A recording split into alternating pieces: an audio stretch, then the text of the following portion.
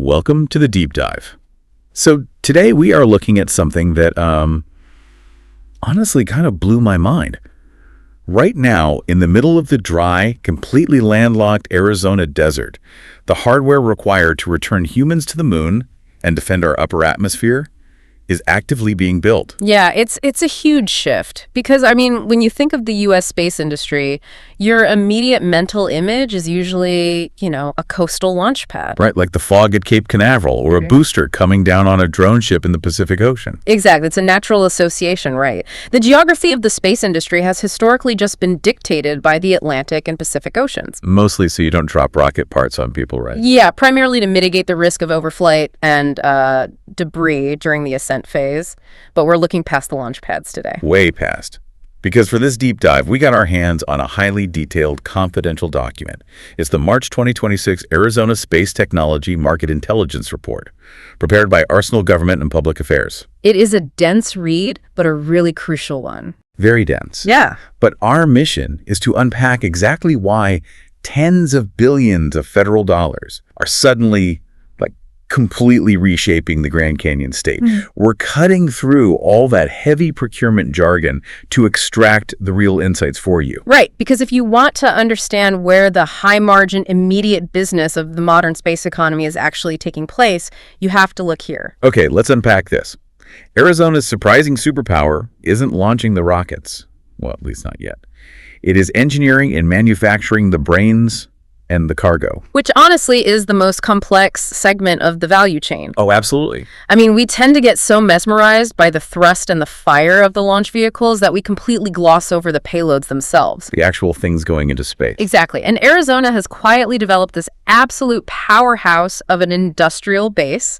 It's totally dedicated to the highly complex hardware that sits inside those payload fairings. Yeah, and to really grasp the gravity of this inland shift, we have to start by looking at the massive anchor tenants already operating there. The big three, yeah. Right.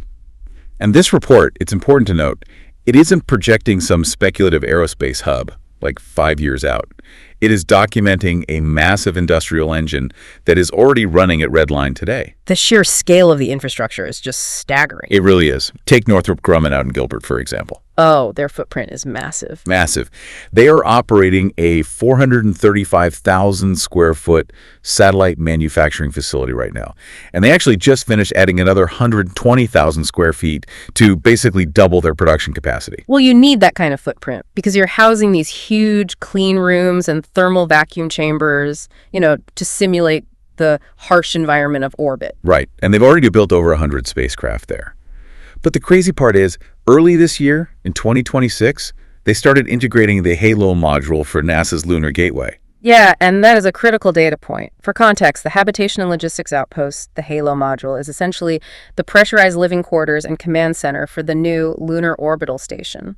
Which is wild to think about happening in an Arizona suburb. Totally wild, because building a human-rated deep space habitat requires an entirely different echelon of systems engineering. Life support, quality assurance, all of that. Exactly. It's way beyond standard low Earth orbit satellites. The fact that this integration is happening in Gilbert, it speaks volumes about the specialized workforce they have concentrated in that specific corridor. So you have Northrop handling the massive structural and habitat components. But if we pivot from, life support to precision kinetic defense, you just look down the road to Tucson. Right, which brings us to Raytheon, or RTX. Yeah, Raytheon operates this highly specialized 49,000 square foot facility there. The Arsenal report explicitly refers to it as a space factory. Which is a great term for it. It is. And they are building exoatmospheric kill vehicles, or EKVs. We're talking about these kinetic impactors designed to track and destroy incoming ballistic targets, literally in the vacuum of the exosphere. Maneuvering at hypersonic velocities, no less. Exactly. And the thermal management and optical sensor requirements for an EKV are incredibly demanding. You're dealing with vast temperature extremes, and you need to discriminate a real warhead from a decoy against the cold background of space. All in a matter of seconds. Right. It requires an intense concentration of electro-optical engineers and material scientists. Which flows perfectly into the third piece of this manufacturing triad. So if Northrop is building the structures and Raytheon is building the defense, Honeywell Aerospace up in Phoenix is building the nervous system. They are, and Honeywell is going through a massive corporate maneuver right now, actually. Yeah, they're spinning off into an independent, publicly traded company. It's expected to hit the NASDAQ under the ticker HONA, in the third quarter of 2026. And they're taking $17.4 billion in net sales with them. Huge numbers. Plus, they have the ultimate aerospace heritage, right? They provide the critical avionics, guidance, and control systems for NASA's Orion spacecraft. Yeah, and what's fascinating here is how the data aggregates across all of this. What do you mean? Well, when you combine the specialized workforces of those three entities, the Arsenal report reveals that Arizona ranks first nationally for the concentration of guided missile and space vehicle manufacturing employment. Wow. Number one in the whole country? Yes. They hold the highest density of this specific aerospace engineering talent anywhere. It is a legacy industrial base that is just perfectly contoured to the needs of the modern, highly contested space environment. It's basically like the 1849 gold rush, Arizona isn't out there digging for the gold. They're the ones selling the pickaxes and the high-tech mining gear to everyone else. That's a really good analogy, actually. But that does raise a critical question for me. Northrop, Raytheon, Honeywell, they've had a footprint in the desert for a long time.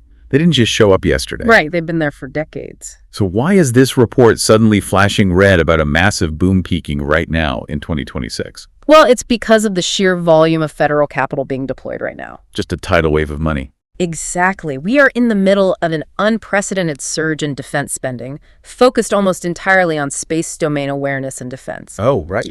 The U.S. Space Force budget is accelerating rapidly. That projections have it potentially hitting $40 billion in fiscal year 2026. $40 billion. And that kind of budget necessitates an established, mature industrial base, right? Mm-hmm. Someone capable of absorbing and executing those contracts immediately.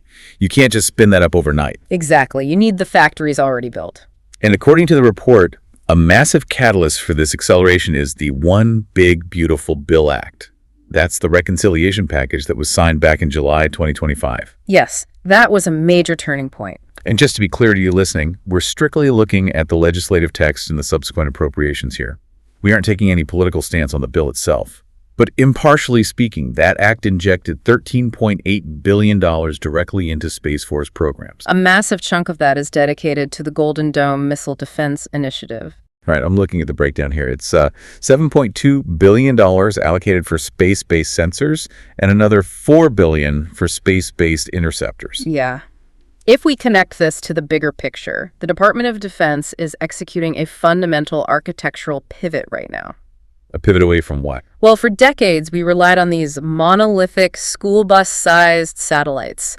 They took a decade to build and represented massive single points of failure. Right. If one goes down, you lose everything. Exactly. Now, the government is moving aggressively toward proliferated architectures. Like massive constellations of smaller networked satellites. Precisely. Combined with a renewed mandate for space-based intercept capabilities. It's like the DoD is finally making the jump from keeping all their mission-critical data on one massive, highly vulnerable on-premise mainframe to a distributed, decentralized cloud network. That's exactly what it is. You can take out a node, but the network survives. And you see this clearly with the Space Development Agency, the SDA. Back in December 2025, they awarded $3.5 billion for their tracking layer constellation. Which is a core piece of the Proliferated Warfighter Space Architecture, or PWSA. Right. And Northrop Grumman and Gilbert absorbed a huge slice of that pie to build 18 of those tracking satellites. So Arizona essentially had its infrastructure perfectly calibrated for this exact architectural pivot. They really did. The PWSA tracking layer is specifically designed to provide global warning and tracking of advanced missile threats, including hypersonics. Wow. And building out a constellation of that scale requires high-throughput, assembly line-style satellite manufacturing, which is exactly what Northrop just doubled their capacity for. Okay, I follow the logic, but I need to push back on the sustainability of this entire boom. Fair enough. Go ahead. Because I'm looking at the nature of defense procurement cycles, and they are notoriously cyclical. The report clearly notes that the July 2025 reconciliation bill was a one-time injection of mandatory defense spending. That's true. So isn't this just a temporary sugar high for these contractors? Like, when you suddenly dump $13.8 billion into an ecosystem, of course it booms. But what happens in 2 or 3 years when the Golden Dome appropriations run dry and we revert to the baseline defense budget?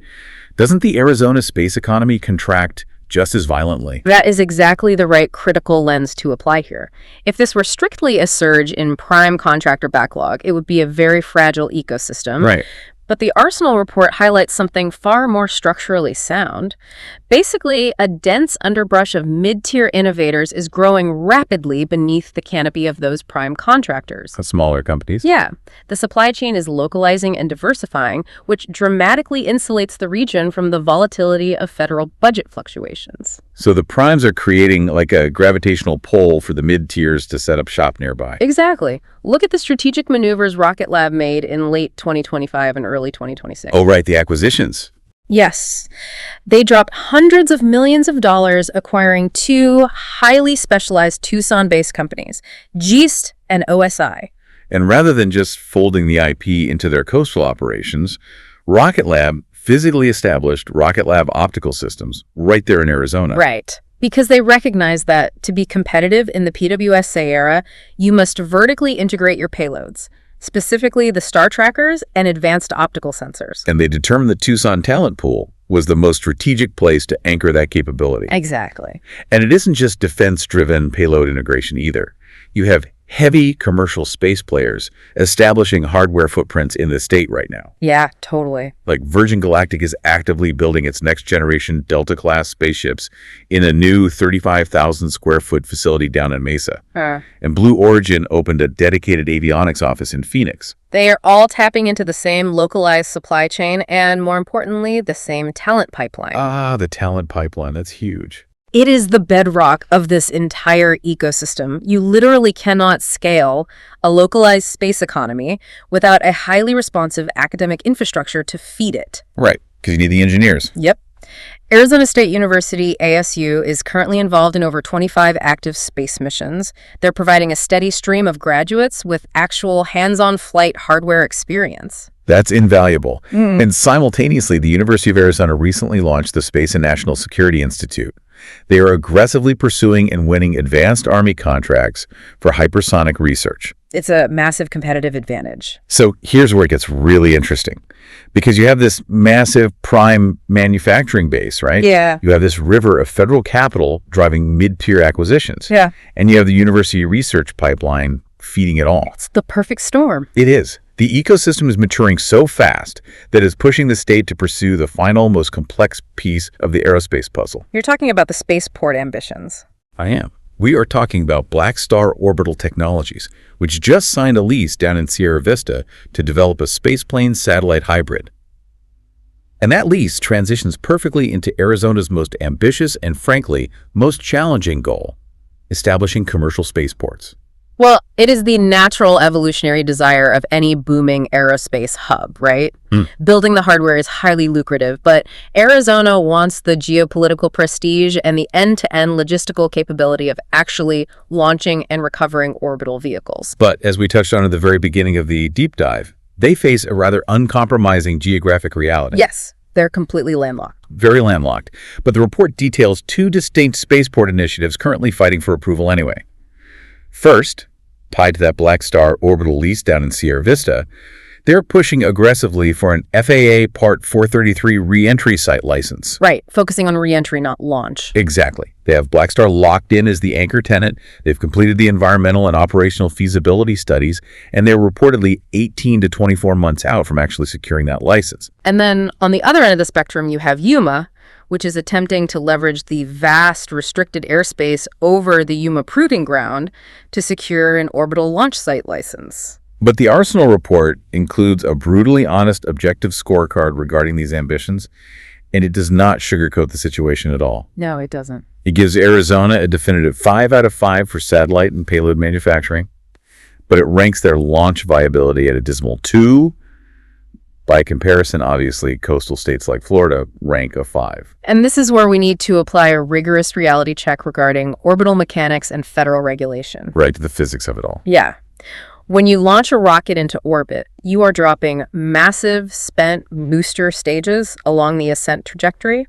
Coastal spaceports just drop those stages into the Atlantic or Pacific Ocean. But if you attempt an orbital launch from Yuma, Your instantaneous impact point, which is the path where debris would fall if an anomaly occurs, it tracks directly over populated inland areas or crosses the international border into Mexico. right, just picture it for a second. How do you shoot a rocket into orbit when you're completely surrounded by other states? You simply cannot get clearance to drop flaming orbital debris over Phoenix or Sonora. Exactly. The physics and the geography are totally at odds with orbital launch here. Navigating that reality through the FAA's Part 450 launch licensing regulations is a monumental, if not impossible, task for a landlocked state. Because Part 450 requires incredibly stringent probabilistic risk assessments for public safety, right? Precisely. That is why the report concludes that Sierra Vista's pursuit of a Part 433 re-entry license is vastly more viable in the near term. Because of the spaceplane element. Right. A spaceplane, like the hybrid Black Star is developing, possesses cross-range capability. It enters the atmosphere and flies aerodynamically to a runway, much like a traditional aircraft in its terminal phase. Ah, so you can actually steer a returning spaceplane to avoid population centers. But you cannot steer a ballistic falling booster stage. Exactly. Both spaceport initiatives have really strong political backing locally, but they are grueling 3 to 5 year regulatory battles. So what does this all mean? I want to turn this directly to you, the listener. We've analyzed the multi-billion-dollar manufacturing scale, we've traced the federal appropriations, we've mapped the mid-tier acquisitions, and we've grounded the spaceport ambitions in geographic reality. We've covered a lot of ground. We have. But if you are an investor, an industry strategist, or an aerospace entrepreneur, where is the actionable, immediate opportunity in this ecosystem if your firm isn't physically bending metal for lunar modules? Well, the immediate opportunity is actually found in the immense friction of the system itself. The friction. Yeah. The Arsenal report quantifies a total addressable market of $25 million to $75 million annually dedicated purely to specialized consulting, regulatory, and advisory services tied to the Arizona space sector. Oh, wow. Because as the ecosystem scales up, the regulatory and bureaucratic roadblocks become highly lucrative bottlenecks. Exactly. All of those mid-tier companies we discussed, the rapidly growing underbrush, they don't have the massive entrenched lobbying armies that a prime contractor maintains. But they are fiercely competing for those SDA contracts. Precisely. They require highly specialized advisory services to navigate complex federal procurement mechanisms, like OTA contracts, other transaction authority. Right, which allow the DoD to bypass traditional sluggish procurement rules to acquire innovative technology quickly. Exactly. Understanding how to structure an OTA is an incredibly valuable skill set right now.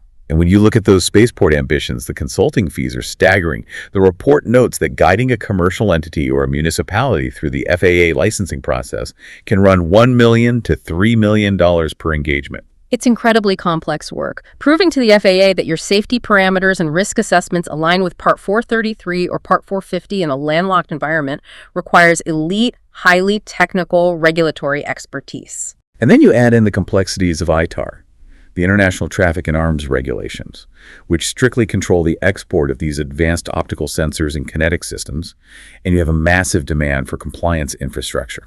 It really represents a fascinating evolution in the modern space race. We naturally gravitate toward the physics of propulsion and materials science because it's exciting. Right, the rockets. Yeah. But today, the ability to maneuver through federal bureaucracy, to secure rapid prototyping contracts, and to untangle aerospace export law, it's every bit as critical and potentially just as lucrative as the orbital mechanics themselves. Yeah. So if you take one thing away from this deep dive, it's really about shifting your perspective to where the industry is actually heading. While everyone else is captivated by the fiery spectacles on the coastal launch pads waiting for the final countdown, the dense, high-margin, highly complex business of the space economy is rapidly scaling in the desert. It is in the localized supply chains, the payload integration, the specialized optical systems, and, of course, the regulatory navigation. To summarize what we've unpacked today, Arizona is leveraging its incredible legacy manufacturing base and university talent to capture a massive wave of federal defense funding, even as it faces steep geographical hurdles for launching. Right.